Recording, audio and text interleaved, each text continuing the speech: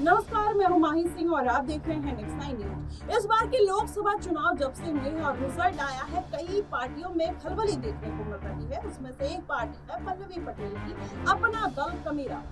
जी हाँ, आपको बता दें, अखिलेश यादव के साथ जब तक पल्लवी पटेल गठबंधन में रहती है, तब तक उनका पार्टी का जो वर्चस्व है वो भी समाज में बेहद ऊंचा रहता है और पल्लवी पटेल ताल ठोकते हुए नजर आती है। लेकिन जब से अखिलेश यादव का साथ पल्लवी पटेल ने छोड़ा है, तब से उनकी जो मुश्किलें हैं वो कम होने का नाम नहीं ले रही। जी हाँ, अफरा तफरी में कहीं ना कहीं पल्लवी पटेल अखिलेश यादव का दामन तो छोड़ देती है, लेकिन उसका खामियाजा उनको भुगतना पड़ता है। इस बार के लोकसभा चुनाव में 22 प्रत्याशियों को मैदान में जरूर उतारती है, लेकिन एक भी प्रत्याशी जीत नहीं दर्ज कर पाता। अब ऐसे में माना यही जा रहा है कि पल्लवी पटेल किसी बड़ी पार्टी की राह देख रही है। अब वो पार्टी कौन सी होगी?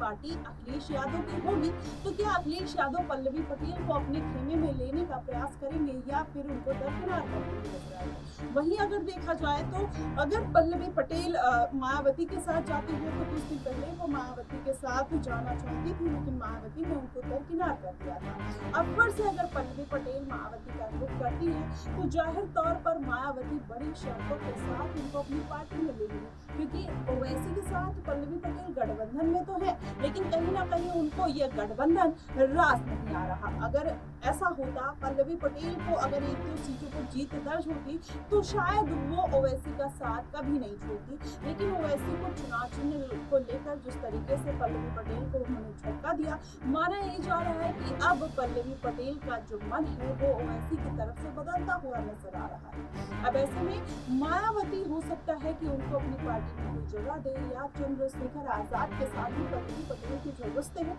बेहद खास है। ऐसे में क्या पल्लवी पटेल आजाद का रुख करते हुए नजर आएंगी? क्योंकि आने वाले दिनों में आजाद ने ये पूरी तरीके से ऐलान कर दिया है कि वो 403 सीटों पर अपने प्रत्याशी उतारेंगे। ऐसे में उपचुनाव है, पल्लवी पटेल एक कद्दावर नेत्री है, इस बार के लोकसभा चुनाव में किसी सीट से नहीं उतरी, तो क्या इस बार चंद्रशेखर आजाद उनको कोई मौका दे सकते हैं या मायावती उनको कोई मौका देते हुए नजर आएंगी?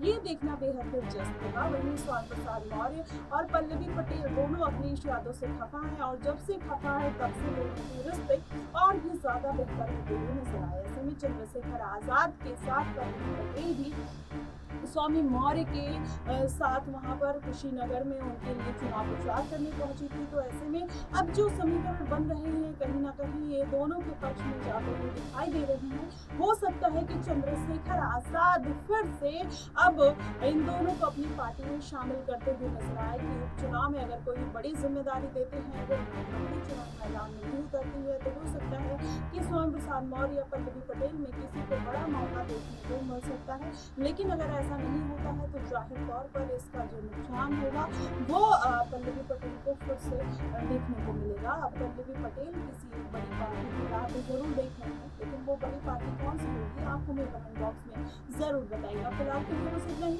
देश और दुनिया की तमाम खबरों के लिए हमारे साथ बने रहिएगा नेक्स्ट 9 न्यूज पर।